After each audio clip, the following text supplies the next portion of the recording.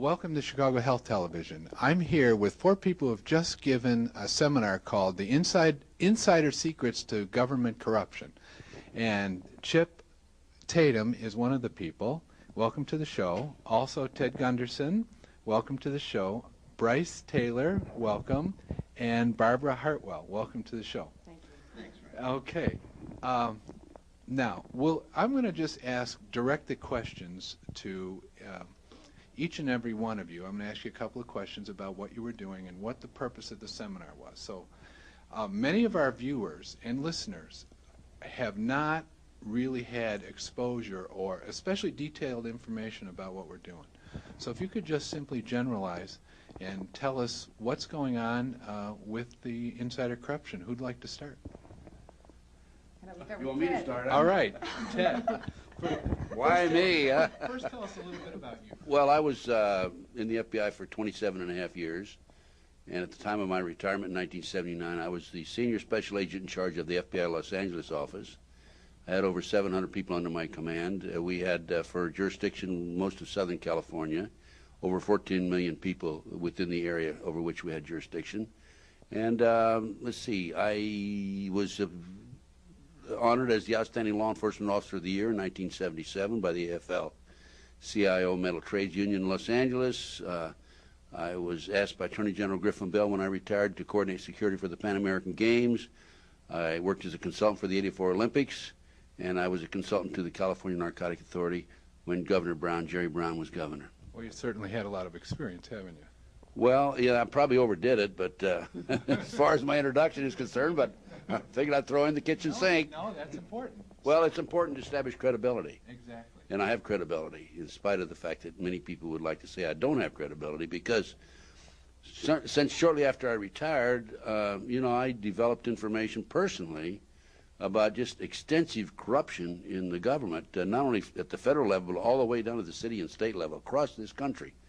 And, I have the documentation, I have the research, and I have the personal knowledge, and I have personally investigated many of these situations. That's basically an overview. Well, when you say corruption, there's a specific kind of corruption you're talking about that you focus on. Isn't that true?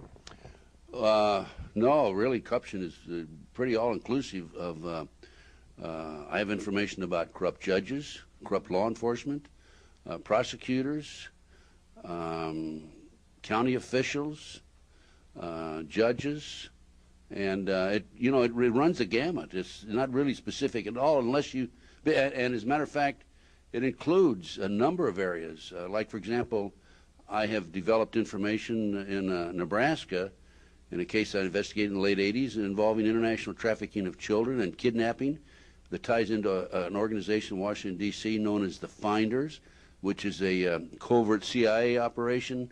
Has been active since the early 1960s. I've furnished this information to authorities, Attorney General of the United States, to the FBI.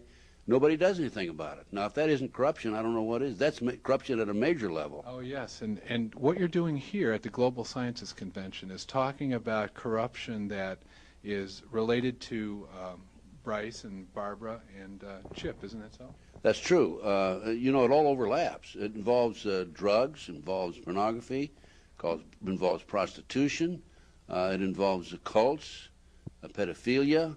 There's people, as Chip will tell you, the CIA's involved in bed with the mob, the mobsters, and the people in the White House that have been active in blackmailing people, individuals, and also at other levels, not only the White House. And it just basically runs a gamut. Well, is there some overarching or underpinning ideal or idea, some purpose behind this corruption, rather than just making a little money on the side or whatever? Isn't there? The bottom line is to take over the country and the world. For what, though? Power, greed. This goes back over 200 years, back to 1776, with the establishment of an organization known as the Illuminati. And if your listeners don't know what the Illuminati is, they need to run down to the library and look it up and do some research, because on May the 1st, 1776, a fellow named Adam Weishaupt, German, set forth 25 goals at the request of the Rothschild group that they needed to initiate in order to take over the world. We're talking about destroy the sovereignty of countries and destroy religions. And that's where it really started in modern day. And right today, believe it or not, and we have the documentation for this, we are probably 90%, their goals have probably been filled at the great rate of about 90%. And what's happening now? Well, we have, for example, executive orders by the president. Executive orders were established initially for the president to give orders to departmental heads.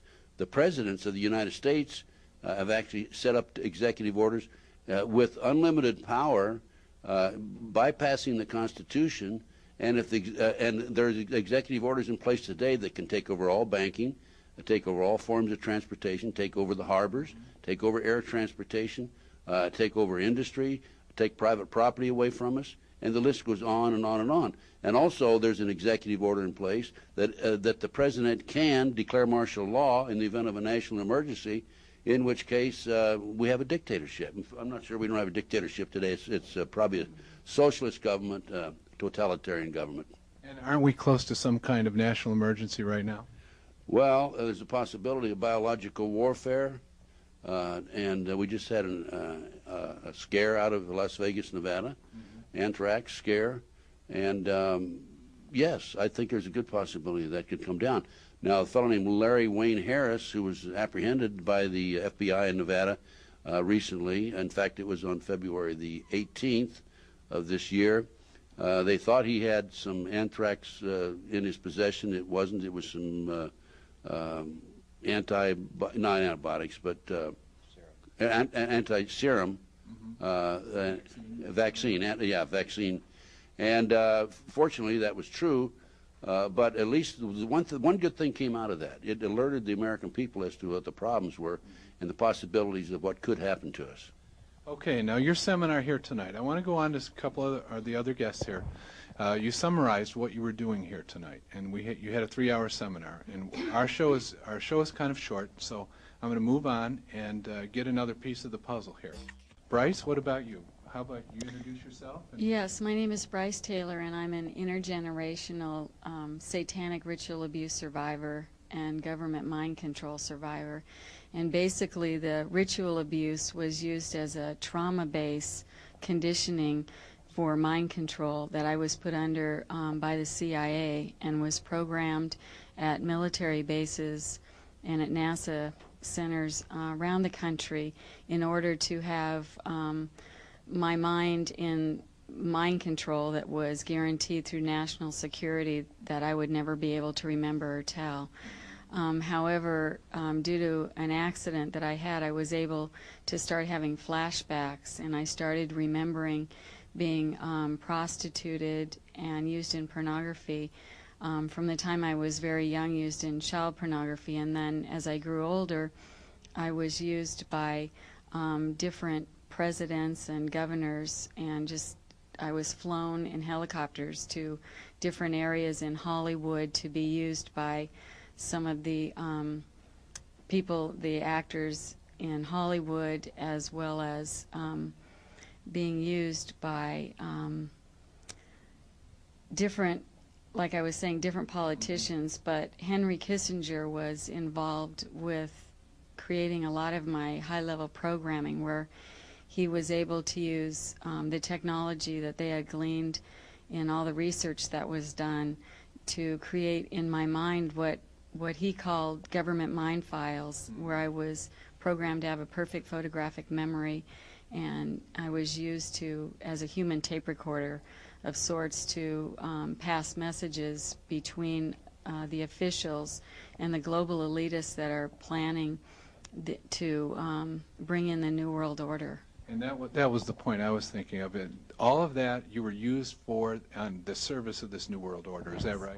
Yes, I was. And actually, Bob Hope was my owner and owned also my daughter. And through that, we were used as like intelligence operatives to be sent in with specific instructions that we were programmed to target different individuals that they wanted to be able to enlist to work also for the New World Order. And how did you get to be owned? Were you bought, or did Bob Hope buy you? Or? Well, there were shows where they have like slave auctions where people are actually purchased. And the way I understood it was that, I mean, my parents and myself never received any money, and they just, actually the CIA kind of came in, I believe, and took over a lot of people that had been satanically, ritualistically abused, knowing that that type of abuse creates multiple personality disorder, and that this population could be used as a non-paid slave labor force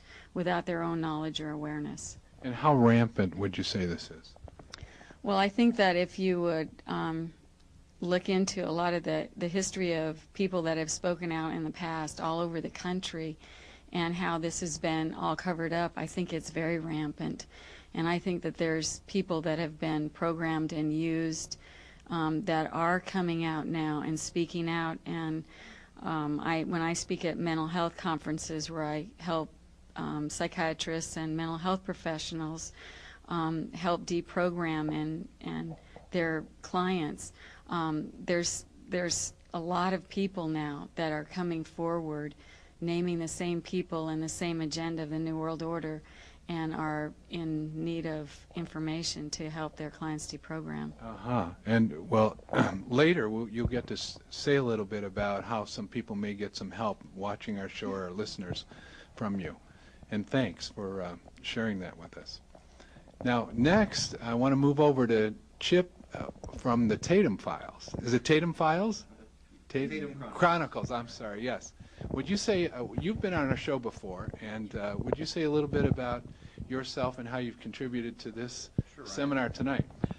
For over 20 years, I was a government spy working for the Defense Intelligence Agency, the Central Intelligence Agency, and the United States military intelligence entities in various capacities throughout the world in varying positions. In the primary years, I worked in the Southeast Asia environment. In the mid-'70s, I moved into Yugoslavia, Czechoslovakia, Romania. In the early '80s, I went into what people know as the black helicopters flying around in military operations in Task Force 160, based out of Fort Campbell, Kentucky, under the control of the National Security Council. From there, I went into Honduras and Nicaragua as a special operations CIA pilot flying for Ollie North and the National Security Council, bringing drugs into seeing the drugs were brought into the United States. We simply brought the drugs out of the Contra camps into designated areas in Honduras. They were then transferred into military and civilian aircraft and brought into the United States, dispersed to our children around the United States. Now, are those drugs, this is getting off the point, but are those drugs, are they used somehow in the mind control with people like Brice and whatnot? Well, some of the drugs that we were producing in the Contra camps, we were not only producing cocaine in the Contra camps, but there was a small bulb, green bulb, that we would produce a chemical out of. It comes from the nightshade family, and it's nicknamed Burundanga, the voodoo drug, and we would utilize that as a controlling agent for most of our activities. Yes. I see. And now, how do you corroborate the evidence, the things that the other people were saying here today about the New World Order and whatnot? Could you? Oh, there's no doubt. I sat in a meeting in 1989. My handler in the CIA was Colby. I was then passed on to George Bush when he became director of the CIA. As a trusted ally of Mr. Bush, I sat in meetings in Jupiter, Florida. We did the deeds for this group of New World Order participants. We called them within the bounds of where we worked, the Olympic cartel, because they were dealing in not only drugs, but we were dealing in petroleum, foods, and people. So slavery, in other words. That's right. Okay. Well, thanks for being on the show. Talking to you individually is one thing, but having all of you on one show together is quite a powerful experience. Barbara, would you say a little bit about yourself? Yes. I was used in CIA black budget operations, many of them of a military nature. I was a mind control victim in these same black budget operations, and I was used as a propagandist by the CIA to help bring in the New World Order. I was actually a media person, I still am, radio and TV and print journalism, and basically they set me up through a CIA front company to propagate the New World Order through New Age propaganda. That's about the best way I can say it. And that's a comment I want to make. A lot of this New Age material that we see coming out today, it is an Illuminati ploy to bring in the New World Order.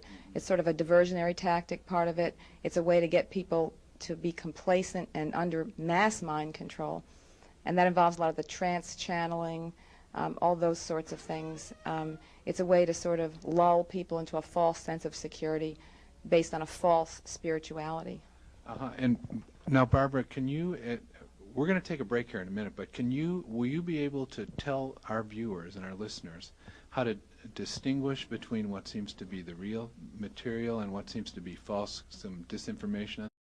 Okay, we're back, and you're watching Chicago Health Television. I'm down at the Global Sciences Congress at the Seabreeze Hotel in Daytona Beach, Florida.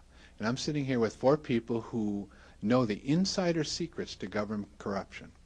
Now, in case you just tuned in with us, we had on the previous segment, everybody introduced themselves, and they talked about what has happened in their life and how they know about this government corruption.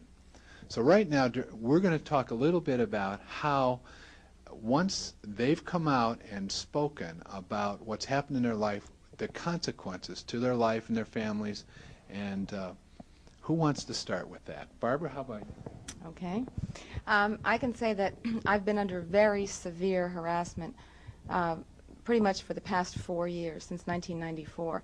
And interestingly enough, 1994 was the time at which I started to speak out, not publicly even, but just to tell people some of the things that I'd been involved in.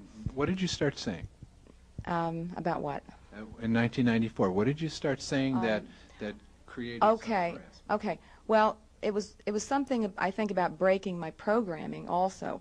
But when I broke my programming, which means I started to remember that I had been programmed, that I was leading a double life, in essence, for a number of years, many years. It's when you break your programming, it's very difficult. Now I'm getting a block. See, I'm experiencing the block. Basically, they place blocks on you. But when you break your programming, they'll do whatever they have to do in order to make sure that they re-recruit you, or they can stop that from happening. So if they can't stop you from remembering, they hope that they can stop you from speaking. All right? And some of the things that were done to me, I can tell you, they flew black helicopters over my home at rooftop level. They had surveillance vans sitting across the street from my home, different ones, by the way. There was one there every day, and every night, but they changed frequently. I was followed. I had tails on me a lot. They sent government agents after me posing as somebody else on numerous occasions. I had phone taps. It was like living in a fishbowl.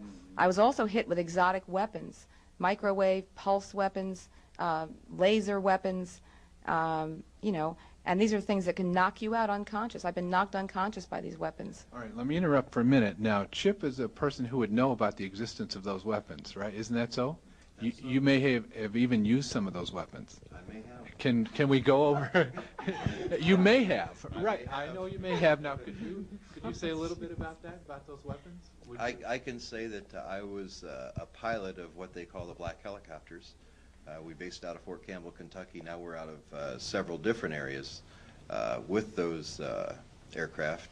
I can say that I flew test platforms for the government that we would drop an antenna out of the back over a mile long to test electromagnetic waves, microwaves, and so forth.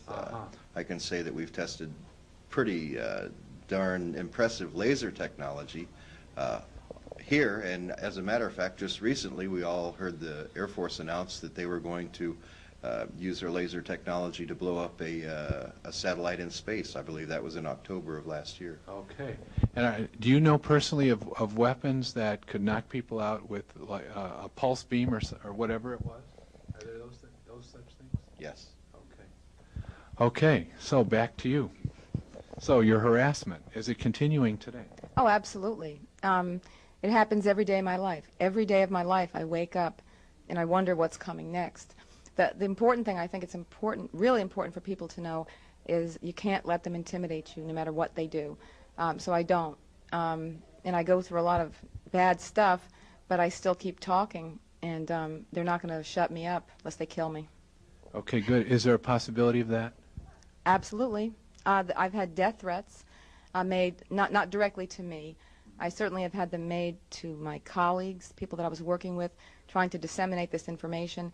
They've been made to people who were willing to publish my material, my written material, my research on this stuff. Yeah, it's definitely a very risky thing to do.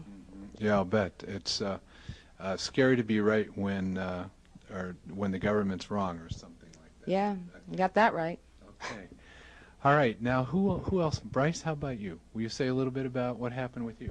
Yes, actually in 1987 I began remembering what had happened to me in form of flashbacks, and I actually had a threat made to my life. I was being tailed, my phone was being tapped, and I couldn't understand why anyone would be so interested until I started having more and more memories. But actually I had to be relocated. My therapist was instrumental in helping me be relocated to an island because I received in my purse a book and on the island, and when I was writing the book I was constantly harassed. My car was totally demolished. Everybody that was helping me, their tires were slashed, and I ended up having to move from place to place to place in order to stay alive. I lived in like 6 different states in just a very few years trying to get this book together so that I could go public and stay alive to help my children one day. And you know, I've had the helicopters over my house too. I've had my phone tapped. My phone is always tapped. And the most recent incidents that I had was when my office was totally destroyed by fire on January 1st of this year, as I was helping other survivors and people with what I know as the latest brainwave technology. So it just continues, and then if I didn't think it might have been an accidental fire, they delivered 2 bags of ashes to my home that was from this fire. Are you afraid for your life? Actually, I would say that that's a very large possibility. However, I'm really more afraid of living in a society where this continues to happen and where my children are being abused and everyone else's. And so I'm not afraid to die if that's what it takes. I totally lay agree. my life down. I totally agree. And I want to say something about the car stuff that she was saying. That I was spending at one point an average of $100 a week on car repairs. They repeatedly hit my tires, my timing belt, my radiator, my brakes. They cut my brake line. And they don't want us going anywhere. They want to keep us in a state of virtual, like a hostage. I was actually living in a motel for almost 2 years under unofficial house arrest and with no transportation. That's how bad it got, until Ted stepped in and told me to get the hell out of there no matter what it takes. And it took him to break me out of the trance, even thinking that I could get out. Uh-huh. And Ted has been your deprogrammer? No. Ted has been my friend, I would say. And Ted is a person that has helped me out. He has been following my case. He has been documenting my case, and he has made depositions so that if anything happens to me, that he, as he says on the deposition on video, we will know why. Okay. Well, thank you. Ted was also instrumental in helping me when I was attempting to get out initially, and ways to stay safe and ways of security and what to do and how to document all of my memories and send them out with safety letters so that if anything happened to me or my children, that everybody that has my material was instructed to make it more public. How did Ted initially get to both of you? I was referred to Ted through a doctor, a therapist in California, Dr. Catherine Gould, who is been very instrumental in this whole thing of helping ritual abuse survivors mind control. And Barbara, how about you? I met Ted last August at the Global Sciences Congress, where I was a speaker. Ted, How about you now? Since your involvement with, you were a government employee and everything, and now you're investigating the government, what's happening? Well, let's see. I really saw no signs of corruption when I was in the FBI. We had a great organization. And frankly, if I had, I would have made an issue out of it. I retired, and I took on a case, triple murder out of North Carolina. I don't want to go into details. We don't have time. But making a long story short, I obtained a confession from one of the assailants. There were 7 people involved in it. And this was a girl that told me that the Dr. Jeffrey McDonald was the case, did not commit those murders. They were committed by my satanic cult group. I went on public television and radio, and people just came out of the woodwork from all over the country, told me the same basic story. And even though I knew nothing about satanic activity, I said, you know, there's got to be something to this, because these people would not, under any circumstances, be able to furnish the same information unless they were individually involved in this. So that's where I first went public, and then after that, the harassment has been, you know, quite intense at times. Have you had death threats? Well, I've had 6 attempts on my life. Is that so? Yes, I've had 3 occasions when gunmen were after me, and by divine intervention, I didn't go where I was supposed to go. Strictly by divine intervention, believe me. And I've had the other attempts on my life. The last one was in spring of 1993. I was back in Nebraska investigating what we call the Franklin cover-up book, which involved pedophilia, pornography, prostitution, satanic cult. Some of the leading businessmen in the state of Nebraska were identified by the children. 80 children came forward. And these children, these perpetrators have been named in a book, so you don't have to worry about a lawsuit. The Franklin cover-up by John DeCamp, Harold Anderson, past publisher of the Omaha World Herald, Bob Wadman, chief of police, Omaha, was named. Eugene Mahoney, who's head of the Nebraska Forestry Service, was named. Other leading citizens were named by these kids as being pedophiles and involved in this ring. But anyway, the last time an attempt was made on me to harm me, I was driving from Omaha to Lincoln, and the lug nuts had been loosened on the right front wheel and the left front wheel of the car, and it came off when I was doing about 75 miles an hour. And I was able to control the vehicle. But this is just, these are the more serious attempts. Otherwise, I've had surveillances. I've had telephone taps, and I have a way of checking to see if I have telephone taps. In fact, I did it in a very logical manner. I had an individual call me, and use a certain name, a name that he never used with anybody else, and within a few days after he called me, he received a phone call at that number, his wife did, asking if so-and-so lived there. So there's the only place somebody could have picked it up was off telephone tap at my number, right? Exactly. And so those are little techniques that I know about in order to check it out. On the surveillances, you know, very frankly, I chase them out of the neighborhood. You do? Ted, tell them how somebody canceled your plane reservations on the way here. Well, that's right. But I mean, I had, what I do, when I have a surveillance sitting outside my house, I put on the gun, of course, and I go out and I drive by about 3 miles an hour and just look at him. And I do a U-turn and come back 3 miles an hour and look at him. Then I do that about 3 times, and I come in and right behind him and sit and park and look at him in the rearview mirror. And they get fidgety and they start. Well, I had one guy take off and run a stop sign on me. Really?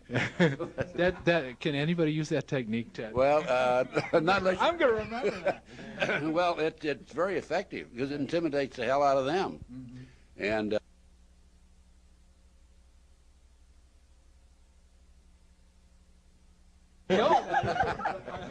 Not anymore. I've got to tell you this.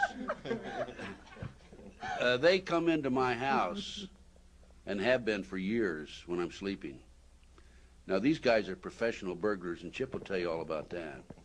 And the reason I know they come in and out periodically, is because they leave little signs. For example, one morning... That's right. Calling They leave cards. CIA Calling cards. calling That's cards. Just to harass you and scare you. Oh, yeah. absolutely. I had a Just to pen let in you my know house, they were there. a U.S. government pen. It said U.S. government skillcraft. It was left on my dresser. Well, what it is, they're just letting you know they can get in your house anytime they want to. Right. And what happened was one night, I went to bed about 11 o'clock, And I had a letter that I was going to fax the first thing the next morning and left it on my desk. I got up the next morning, it was gone. And then I have folders, boxes with folders in them with the labels up. Every once in a while, I'll look in there, and one of the folders is turned upside down. And they'll do it on purpose just so that you know that they've been Yeah, there. they're Just to trying remind you that they know exactly what you're doing. Okay, now we're going to need to take a break, and after this break, we're going to find out from Chip who he thinks is responsible for some of these, the harassment. So stay with us.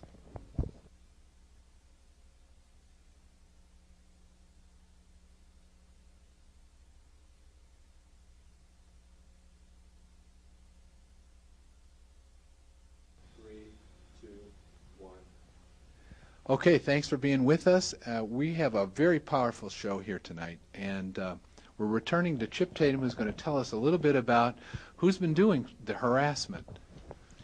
Well, you know, Ryan, in the industry, whenever we get a tasking down to, and what they're talking about is a neutralization, we'll normally use three techniques. We'll intimidate, which is basically what they're talking about, or we'll coerce a target or surrounding individuals of that target, and that's using force of some sort, or we'll terminate them. It's all that simple. It's hard to say exactly who it is, but it's whoever has something to lose, and I think these ladies can probably tell us better than anyone who it is that has most to lose by them coming forward. Well, you know what strikes me, and I'm thinking about some of the viewers out there, and I'm trying to talk a little bit from their perspective.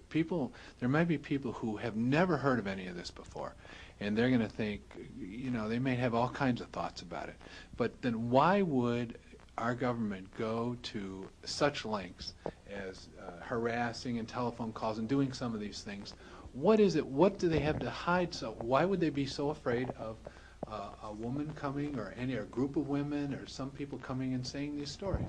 Well, you know, the truth is a very powerful thing, and some can't abide by having the truth come out.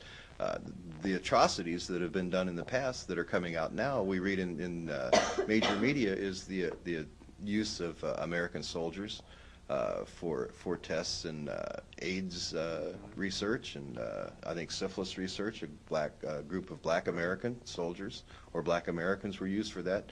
So the atrocities, and men died from that. I mean, right. They physically died from that. It's no different than today. People actually die from the things that these women were used for. I'll tell you that now. Whenever we needed, in the agency, if we needed a talent, if we needed someone to come in that could get close to our target, for example, there was one that we had in Vietnam. We needed someone to get close, and she actually used a knife that had a ice pick edge, and then she'd use venom on the end of it. It would be placed in the base of their skull, and she would assassinate them while they were making love.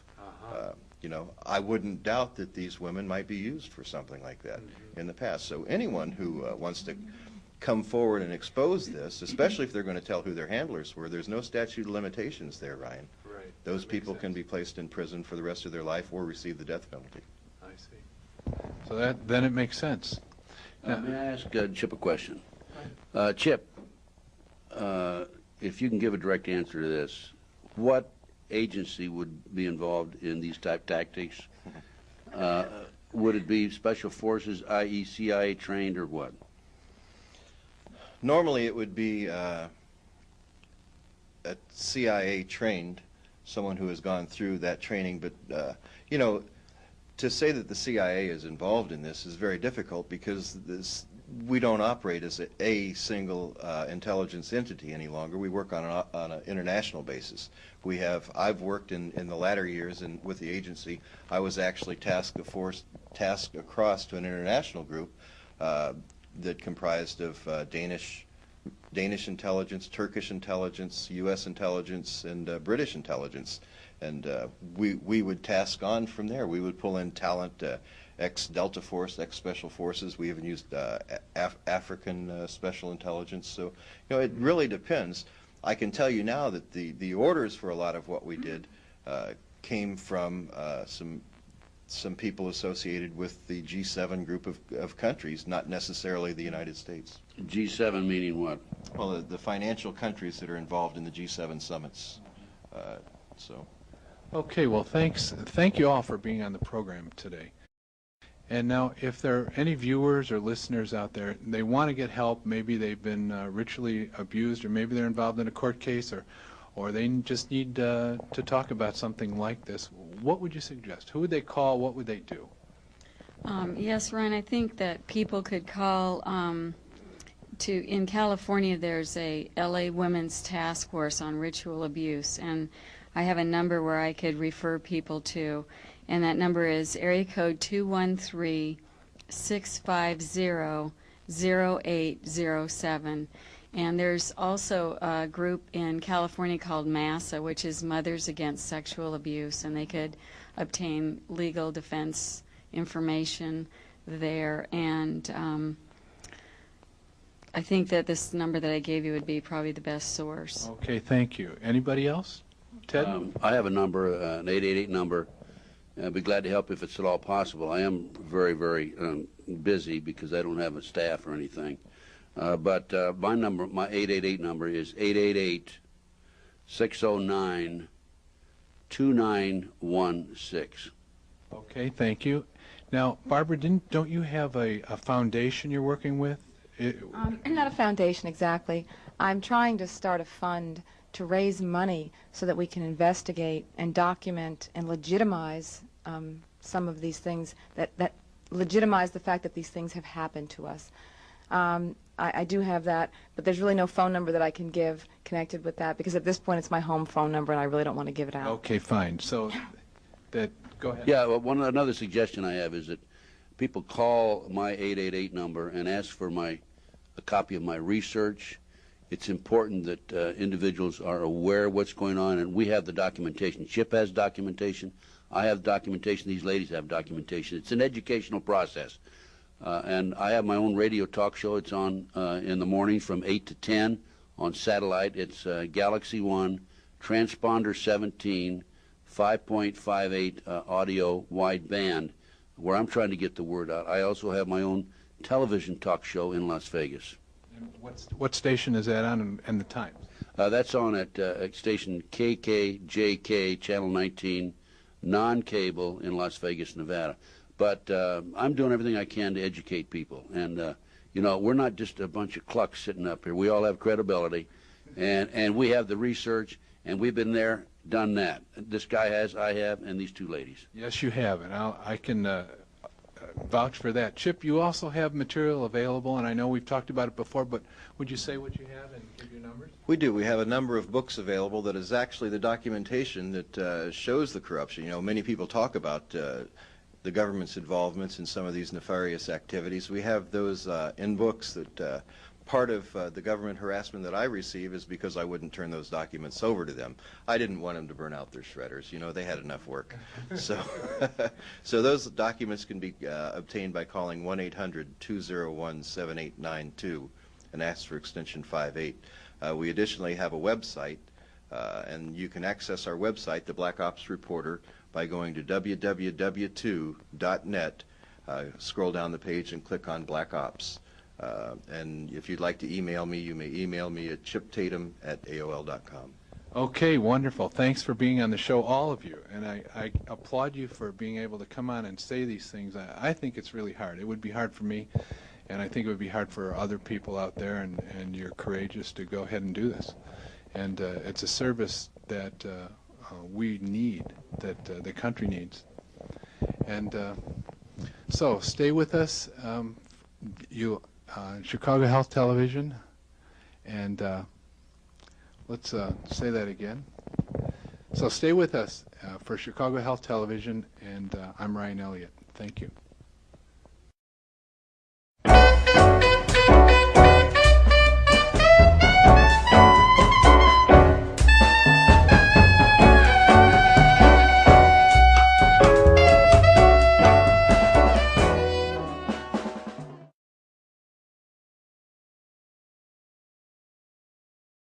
Well, I was in the FBI for 27.5 years, and at the time of my retirement in 1979, I was the senior special agent in charge of the FBI Los Angeles office. I had over 700 people under my command. We had, for jurisdiction, most of Southern California, over 14 million people within the area over which we had jurisdiction. And let's see, I was honored as the Outstanding Law Enforcement Officer of the Year in 1977 by the AFL-CIO Metal Trades Union in Los Angeles. I was asked by Attorney General Griffin Bell when I retired to coordinate security for the Pan American Games. I worked as a consultant for the '84 Olympics, and I was a consultant to the California Narcotic Authority when Governor Brown, Jerry Brown, was governor. Well, you certainly had a lot of experience, haven't you? Well, yeah, I probably overdid it, but as far as my introduction is concerned, but I figured I'd throw in the kitchen sink. No, that's important. Well, it's important to establish credibility. Exactly. And I have credibility, in spite of the fact that many people would like to say I don't have credibility, because since shortly after I retired, I developed information personally about just extensive corruption in the government, not only at the federal level, but all the way down to the city and state level across this country. And, I have the documentation, I have the research, and I have the personal knowledge, and I have personally investigated many of these situations. That's basically an overview, isn't it? Executive orders were established initially for the president to give orders to departmental heads. The presidents of the United States have actually set up executive orders with unlimited power, bypassing the Constitution. And if and there's executive orders in place today that can take over all banking, take over all forms of transportation, take over the harbors, take over air transportation, take over industry, take private property away from us, and the list goes on and on and on. And also, there's an executive order in place that that the president can declare martial law in the event of a national emergency, in which case we have a dictatorship. I'm not sure we don't have a dictatorship today. It's probably a socialist government, totalitarian government. And aren't we close to some kind of national emergency right now? Well, there's a possibility of biological warfare, and we just had a scare out of Las Vegas, Nevada, anthrax scare, and yes, I think there's a good possibility that could come down. Now, a fellow named Larry Wayne Harris, who was apprehended by the FBI in Nevada recently, in fact, it was on February the 18th of this year, they thought he had some anthrax in his possession. It wasn't. It was some not antibiotics, but... Well, when you say corruption, there's a specific kind of corruption you're talking about that you focus on. Isn't that true? No, really, corruption is pretty all-inclusive of... I have information about corrupt judges, corrupt law enforcement, prosecutors, county officials, judges, and it runs the gamut. It's not really specific at all unless you... And as a matter of fact, it includes a number of areas. Like, for example, I have developed information in Nebraska in a case I investigated in the late 80s involving international trafficking of children and kidnapping that ties into an organization in Washington, D.C. known as the Finders, which is a covert CIA operation. Has been active since the early 1960s. I've furnished this information to authorities, Attorney General of the United States, to the FBI. Nobody does anything about it. Now, if that isn't corruption, I don't know what is. That's corruption at a major level. Oh, yes. And what you're doing here at the Global Sciences Convention is talking about corruption that is related to Brice and Barbara and Chip, isn't that so? That's true. It all overlaps. It involves drugs, involves pornography, involves prostitution, it involves cults, pedophilia. There's people, as Chip will tell you, the CIA's involved in bed with the mob, the mobsters, and the people in the White House that have been active in blackmailing people, individuals, and also at other levels, not only the White House. And it just basically runs a gamut. Well, is there some overarching or underpinning ideal or idea, some purpose behind this corruption, rather than just making a little money on the side or whatever? Isn't there? The bottom line is to take over the country and the world. For what, though? Power, greed. This goes back over 200 years, back to 1776, with the establishment of an organization known as the Illuminati. And if your listeners don't know what the Illuminati is, they need to run down to the library and look it up and do some research, because on May the 1st, 1776, a fellow named Adam Weishaupt, German, set forth 25 goals at the request of the Rothschild group that they needed to initiate in order to take over the world. We're talking about destroy the sovereignty of countries and destroy religions. And that's where it really started in modern day. And right today, believe it or not, and we have the documentation for this, we are probably 90%, their goals have probably been filled at the great rate of about 90%. And what's happening now? Well, we have, for example, executive orders by the president.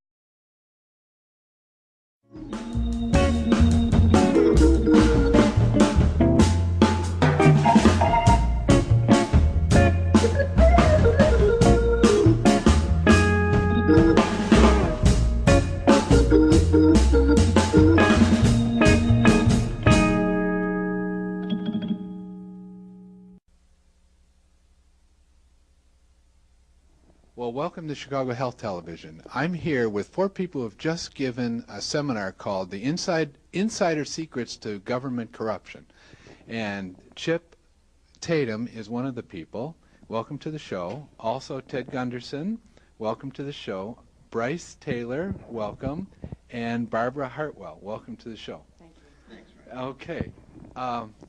Now, I'm going to just direct the questions to each and every one of you. I'm going to ask you a couple of questions about what you were doing and what the purpose of the seminar was. So many of our viewers and listeners have not really had exposure or especially detailed information about what we're doing.